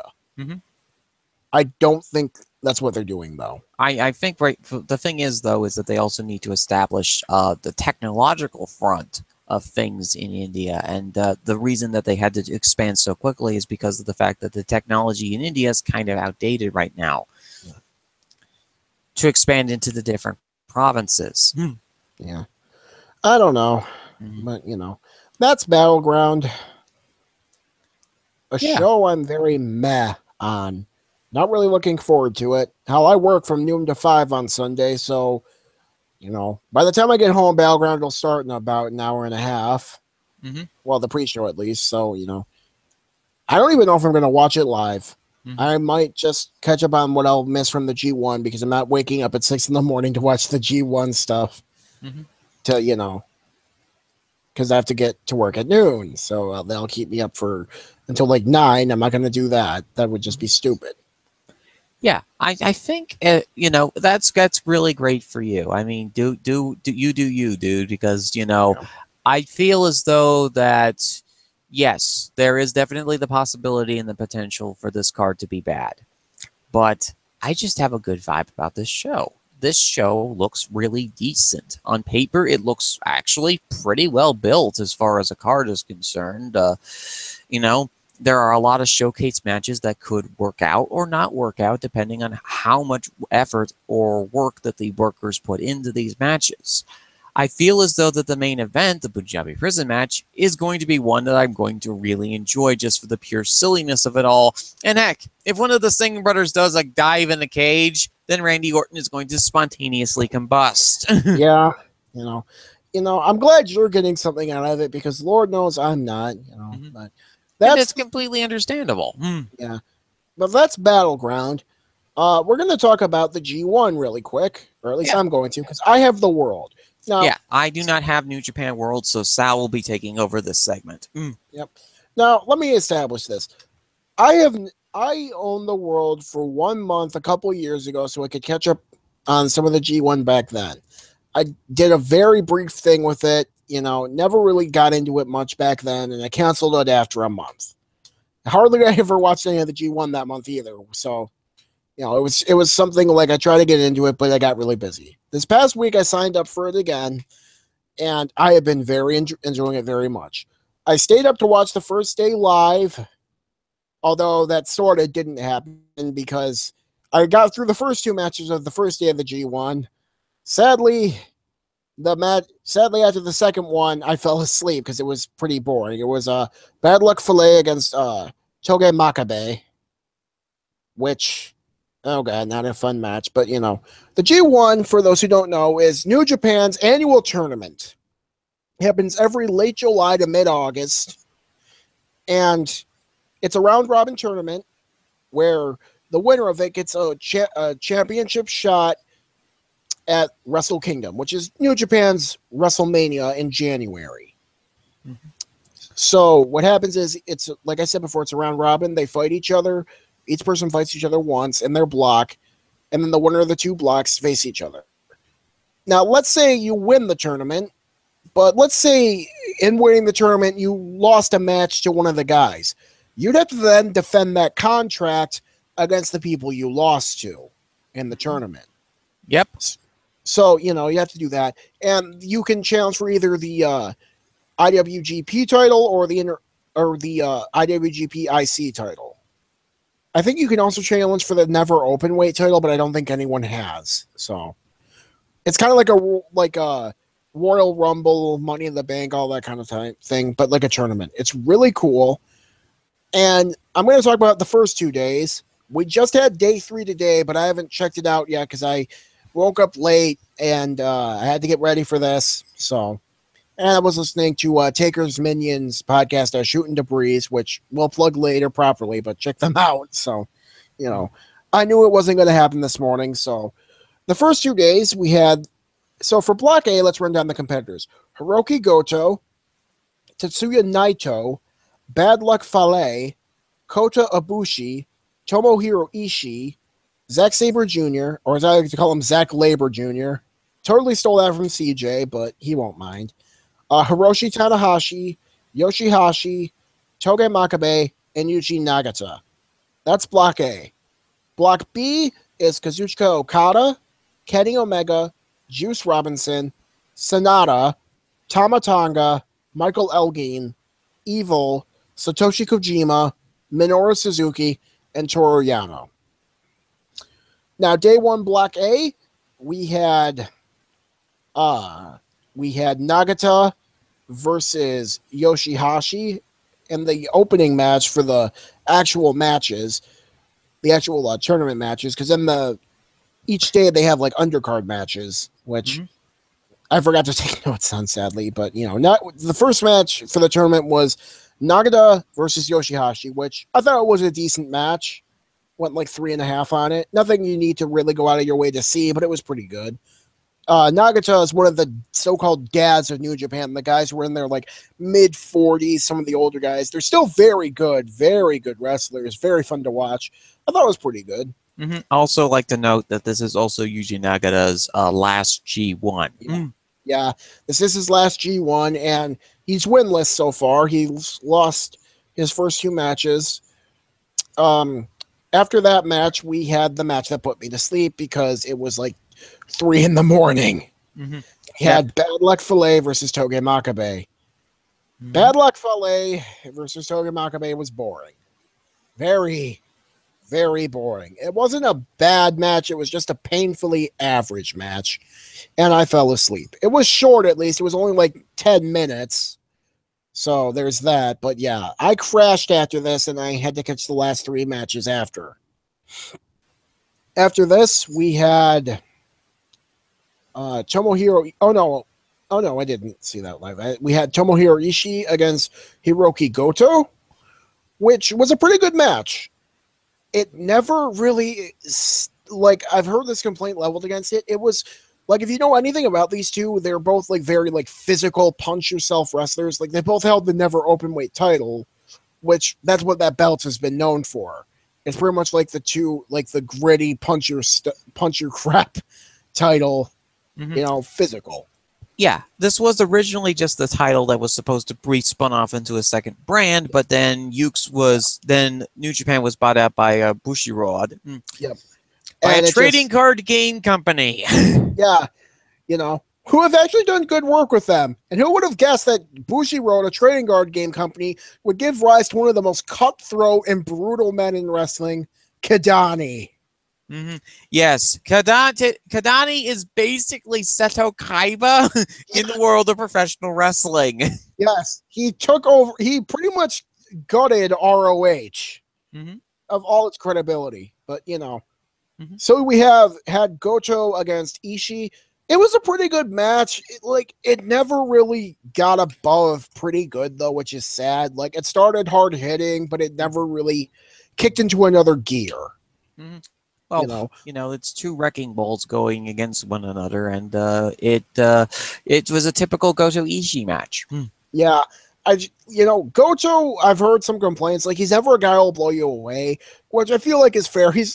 I've seen some people call him Mr. 3.5 star, which I think is fair because that's kind of what he is. He'll always have a very, very solid match, but he'll never blow you away.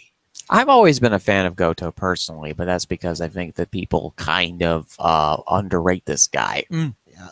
You know, I thought it was fine. It was a pretty good match. I had it at about 3.5 stars, fitting in with Mr. 3.5 star Goto. After that, we had Zack Sabre Jr. or Zack Labor Jr. against Hiroshi Tanahashi. Old man Tanahashi. God, I love this guy. I mean, I wish he'd take some time off to heal his damn arm. But, you know, it is what it is. He and Sabre had a very, very good match. I'd recommend seeing this match. I had this at like 4.25 stars. Sabre was a sadistic bastard in this match. As he is indicative to do because he is currently in Suzuki-gun. Yes. And the story of this match was Hiroshi Tanahashi and his bum right arm is going up against a submission specialist. A bum body part to a submission specialist is like blood in the water to a shark. Yes. You can bet that Sabre went after the arm a lot, which he did. The finish was very good. Sabre tore off Tana's arm sleeve and tape off of his bum arm and put on the Ode to Jim Breaks.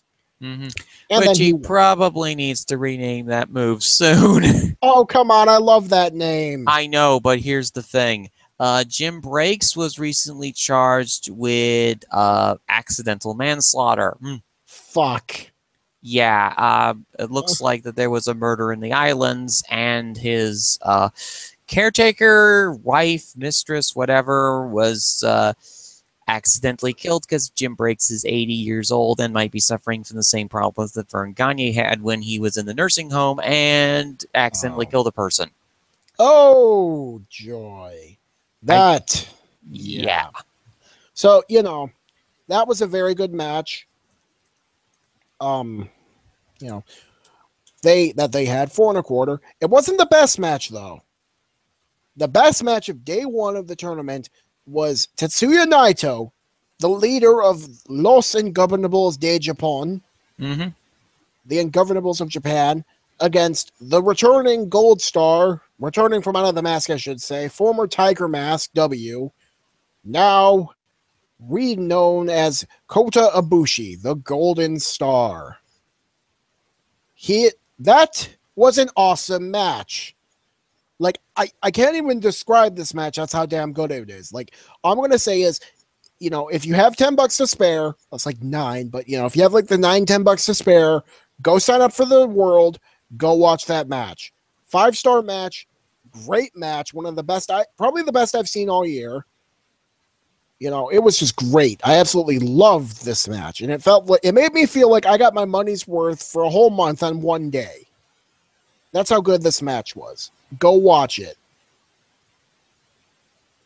Then we moved to the B block, which happened yesterday.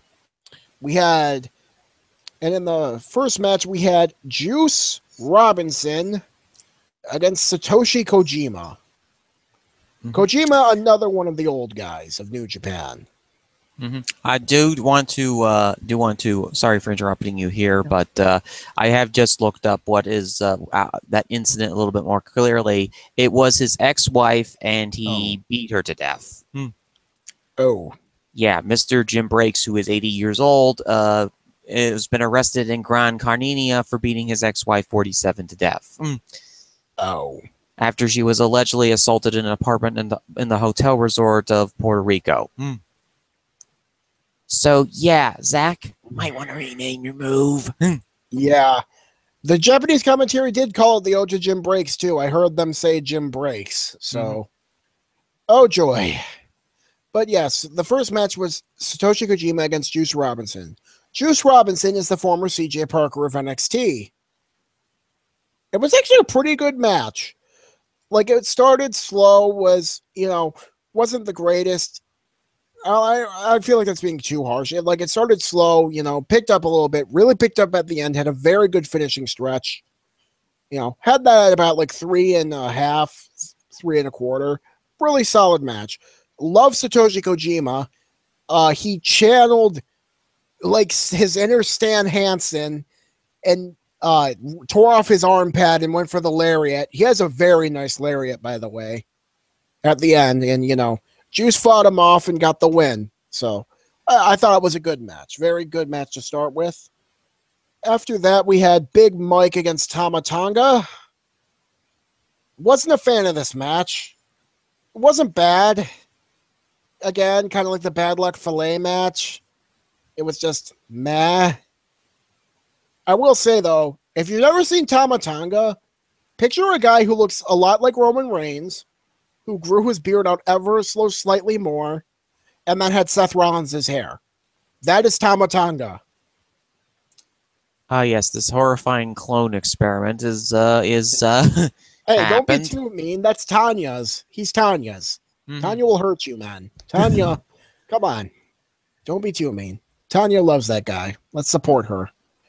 So, that's Tama Tonga. He beat Big Mike. It wasn't great, but it wasn't terrible. I mean, I like Tama Tonga. It's just that, he's never really, he's had so much gobs of talent. It's just he's never really stepped up. Yeah, that's the thing. Yes, I'm new to New Japan, but that's what I've heard. A lot of people say they see a lot of talent in him in tag matches, but the singles run really hasn't clicked.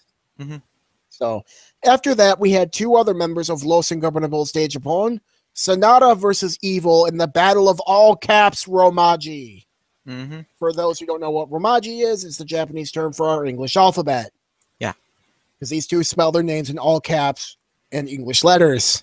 Sonata has a ginormous mohawk, and Evil is the King of Darkness. Yes. And I want to talk about their entrance gear for a minute. Evil comes out looking like the total package for this. Dark, long cloak, a sort of a skeleton mask thing that covers his jawline but not his eyes, and a giant oversized anime scythe. He looks great in this. Although I will say, dude, I know he has an upside down cross all over him, which, dude, I'm just going to tell you as a friend here, an upside down cross isn't evil. It's an actual Christian symbol. An upside down crucifix, on the other hand, you could probably do and be evil. So you want to get that fix, go for it. And Sonata, his ring gear, he has this really cool demon horn mask thing that he wears to the ring. But then he just wears his normal ring tights and a tank top. And it's I love the mask thing, man. Looks great with the mohawk. But can you not get some like shoulder pauldrons or something? It just looks like you put this really cool mask thing on and decided, yeah, that's all I need. It just looks like thrown on, you know? It fits the stable gimmick though. I know. It's just I see Evil going all out with his King of Darkness thing, and then I see Sonata, and I'm just like, man, come on, you can do a little more. But that makes them different. Yeah. Evil really is into his evil cosplay, and Yes. and Sonata is good at, you know, not really particularly caring. It sets up the members so differently. Bushi loves his mask. Hiromu Takahashi has Daryl. Daryl and Hiromu are the best. Like, I finally got to see them in a tag match on one of the undercards, and I love those two. Like, I love all of Lost Ingovernables. Like, they are like the best stable. I love them. But Daryl and Hiromu, my God. But yes, I guess that makes sense. And Sonata and Evil had a pretty damn good match. The two members of Los, they went a little over 15 minutes, you know, back and forth. I thought it was pretty good. Sonata got the win with the moonsault. Everything was good. They had that at about 3.5 stars. And then we had Minoru Suzuki against Kenny Omega. Now, I remember watching day one, we saw an undercard tag match between Minoru Suzuki and Taichi and Desperado against Kenny Omega, Tama Tonga, and Chase Owens. My first reaction when seeing Minoru Suzuki was, this man scares me. I was right to think that. This man is sort of like not a perfect one-to-one, but he kind of reminds me of like a modern day Stan Hansen in that he's a surly, cantankerous bastard. You know those diabolical characters that you see go against the protagonist in an anime? Yeah. Minoru Suzuki is that anime protagonist that will willingly rip your arm off and looks like a goddamn demon. Yes, and he is awesome. The dude's almost 50. He just turned 49. And he's the current never openweight champion. Former, like, proto MMA fighter, really. King of Pancrase. Founder of Pancrase. Yeah. Which was pretty much one of the world's first MMA organizations. Yeah, one of the first in Japan. Yeah, which is where MMA sort of started. Like, this was, like, back in, like, the late 80s, early 90s. It started in Japan, and it also started in the United States at about the same time. It also has a huge... Technically, if you want to start it when it comes to MMA, the three countries that started the whole thing were Japan, USA, and Brazil. Yeah. And so, Minoru Suzuki, this man is a shoot fighter who will kill you. He also comes out to the best entrance music I've heard from New Japan so far, Kaze ni Nari. Like, have you heard this theme, Fizzy? Oh, yes, I've heard this theme many times. It is a very enjoyable theme. Yes, it sounds like a theme from like an 80s anime. And I love it. It is such a good theme. You know, Minoru Suzuki scares me. He's a frighteningly evil man. Like, that's his character. He doesn't care. He brings chaos and pain in his wake. He brings what was alleged about his MMA personality to professional wrestling and turns it up to 180. Yes, and it's so good, and I love this man. From picking the attendants out of the ring. Yeah. You know, and like people like him, and like they all stop and sing the Kaze ni Nari part of his song. I love that. The man is so good, and I love everything about him. Like his attitude, his facial expressions, everything. Love this guy. And he went up against Kenny Omega, who, you know, I've seen some stuff from him, and he's hit or miss with me. I thought this two had a very good match. I had this at about 3.75 to 4 stars. Now, there was a little something that bugged me with the match. Minoru Suzuki, you know, being a sort of MMA fighter, wrestler hybrid, you know, very skilled in catch wrestling and hard hitting. The thing was, he worked over Kenny's knee for most of the match. Kenny decided to do V triggers, which are knees to the face with the injured knee, which he sold half the time. I've gotten on this first Seth before, and I'll get it on Kenny for it. I don't care if you don't sell a knee, just don't only sell it half the time. Mm-hmm. That's my big issue. Either don't sell it at all and make it, oh no, I was such in the adrenaline that it never hurt me at all throughout the match, or holy crap, my knee is killing me, I can't use it. Mm-hmm. That was the biggest issue I have with the match. But even then, it was still a very, very good match, and I'd recommend checking it out. Yes, because Minoru Suzuki killing a gaijin is always a good time. Yes. Minoru Suzuki was great in it. I did like Kenny's babyface comeback. Mm-hmm. And it, they had Minoru was about to get hit by the V trigger and he pulled the ref in the way, so the ref got taken down. Mm-hmm. And then they had Suzuki-gun run down and attack Kenny. Mm-hmm. And then they had the Bullet Club run down and get him off him. Mm-hmm. It went back and forth for a bit, and Kenny won the match. Still a good match.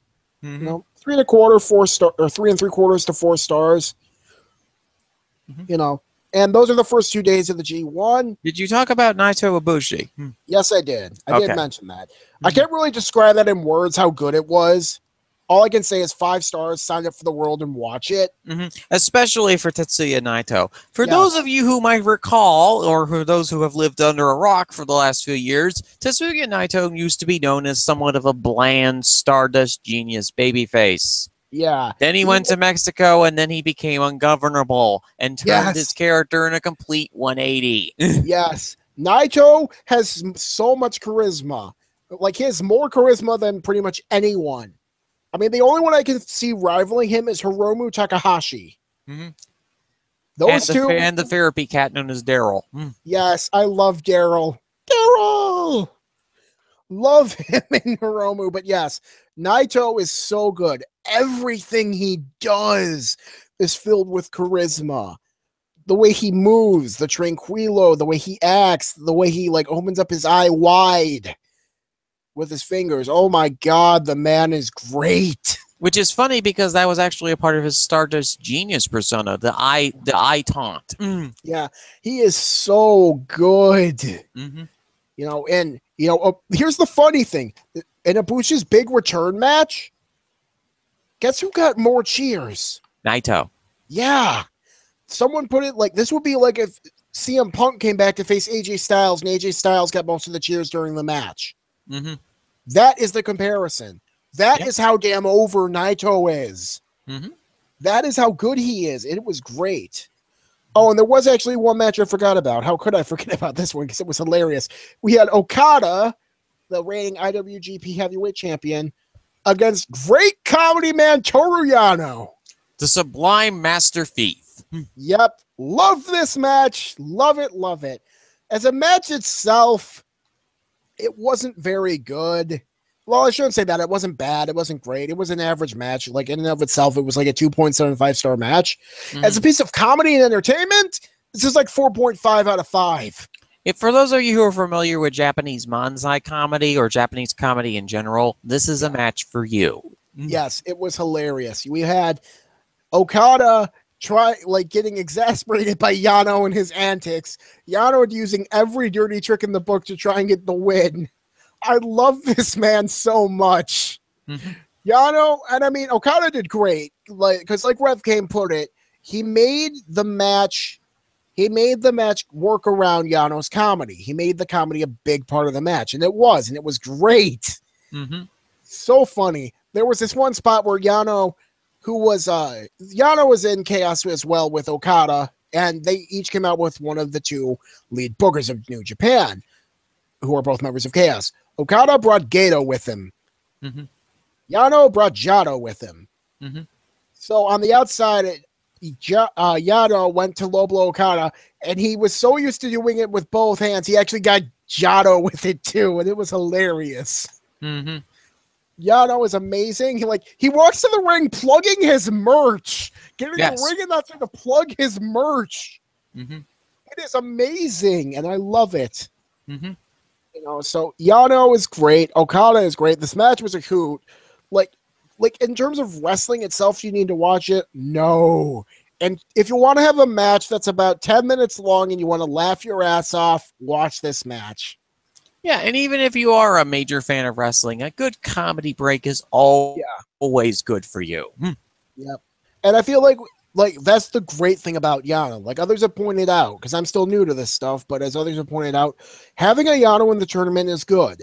It sort of gives the guys a day to rest, you know, and it breaks up the flow of all the matches, you know? Gives a little something different.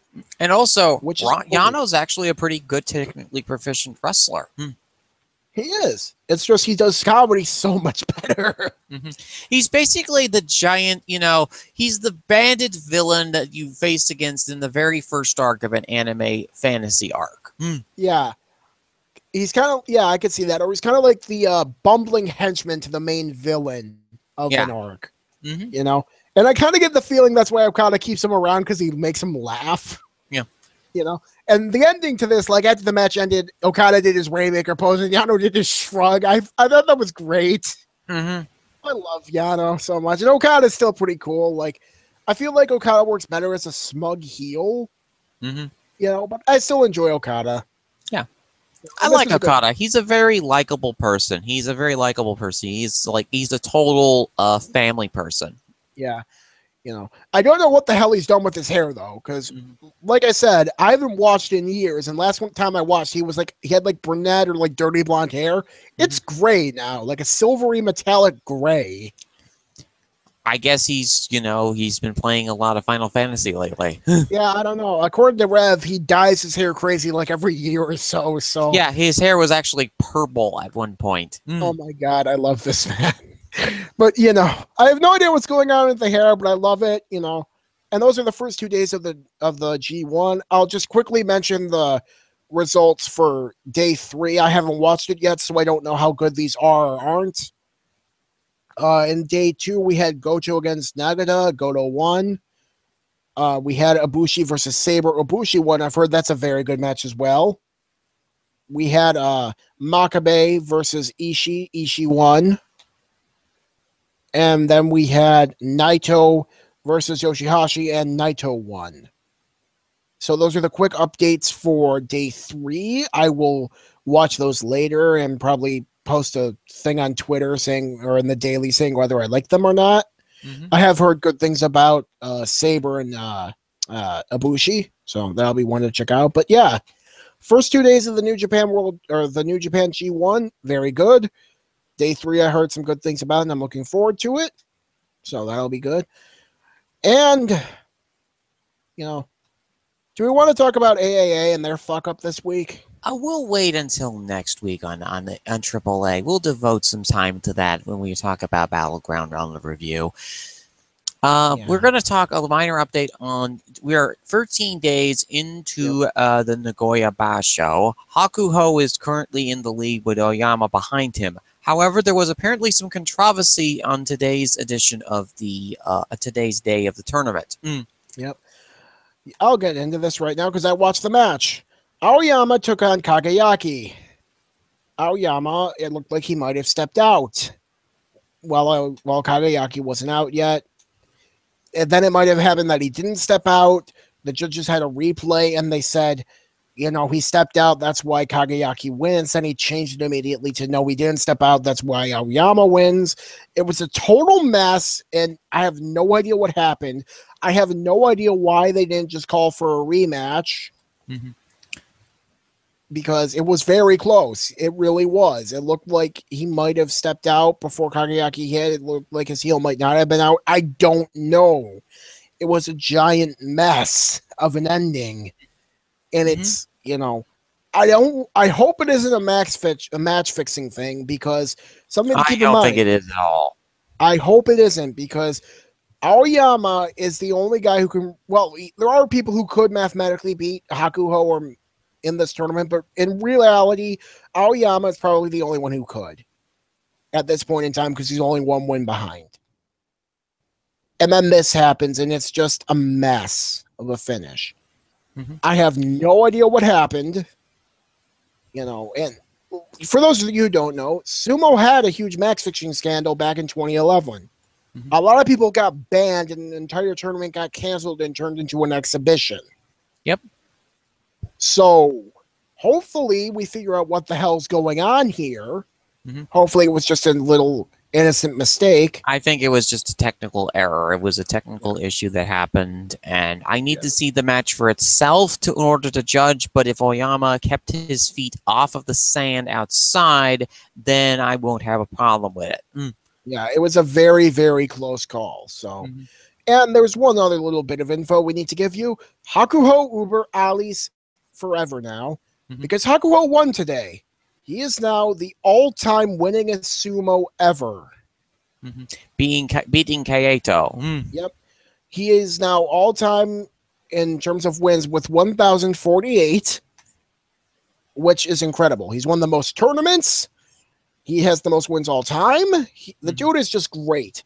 And he's probably going to win this one, which if he does, it will be number 39. He's very, very close to the all-time tournament record, I think. I thought I read he already had it. I might not have. I don't know. But yes, Hakuho is incredibly good. So, these next few days will be interesting, especially if Aoyama can, catch Hakuho. I don't know if he can because, good Lord, Hakuho, my God. So, yeah, the tournament has been going good so far. We'll have another update for the sumo tournament on the next edition of Fizzy's Wacky World of Wrestling. Yep, complete with the winner and all, because this ends on Sunday. Yep. And yeah, I think that'll do it for us for today, unless we want to talk about Talking Smack, or if we want to devote a little more time to that next week. I think we'll devote a little bit more time to that next week, because we've already filled out enough time with the Battleground and all of the other things that happened. Let's do our... I'm going to do the plugs for this week. Folks, you have a range of podcasts to choose from on Fridays for today, because we have episode 4 of Shooting the Breeze with Taker's Minion and his crew I believe they just finished doing their podcast, and they have their thoughts on Battleground and opinions on there. He usually has somewhat of a rotating crew, although Mr. Dr. Senju is his usual co-host, and I believe he had on another person. Yeah, I'm trying to remember who it was. God, that's going to really bug me. Hold on, give me a minute to do. I can't remember for the life of me. Okay, let me check. Hang on a sec. So, and okay, Mox. Yeah, I thought. Prince Moxley Lopez. Yeah, listening to it though, Mox got replaced, or he didn't come in until later. Oh yeah, Boss Undertaker Bray took over for Mox. Yep, that's it. There we go. Was really bugging me. Yep. Apologies for the minor confusion, guys. It's just we things have been busy trying, having to go from one place to the next all the time.